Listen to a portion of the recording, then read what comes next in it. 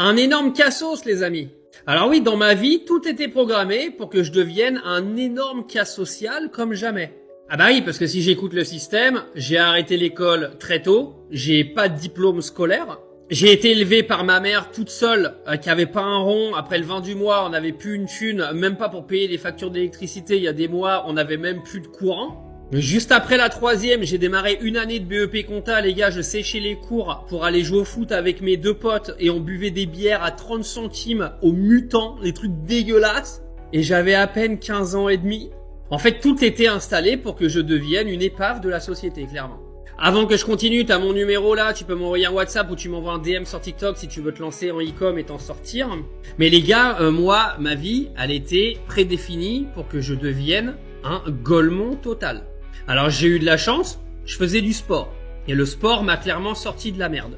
Alors oui, paradoxalement, pauvre que j'étais, c'est un sport de riche qui m'a sorti de la merde. Le tennis. Donc en fait, j'ai arrêté les cours, j'ai été travailler bénévolement dans plusieurs clubs de tennis, ensuite j'ai passé mon diplôme d'état d'entraîneur de tennis tout seul. Et à partir de là, ma carrière professionnelle elle a commencé. Et j'ai gravi les étapes. J'ai commencé en tant que salarié jusqu'à ouvrir ma propre académie de tennis en Espagne. Et ensuite, le parcours a continué. Des opportunités se sont créées, j'ai sauté dedans. J'ai commencé à voyager dans le monde entier et à m'expatrier partout. Et aujourd'hui, donc on est en 2025, je suis totalement libre de tous les côtés, que ce soit financièrement, géographiquement, je fais ce que je veux. Je fais en sorte que ma mère n'ait plus à payer un loyer de sa vie.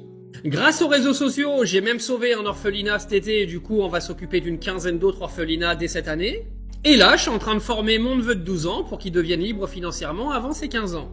La vie, elle a clairement évolué. Alors pourquoi je vous raconte ça ? Parce que tout était défini pour que je sois un golemon. Les profs m'insultaient de tous les côtés parce que j'étais pas assez bon à l'école pour eux.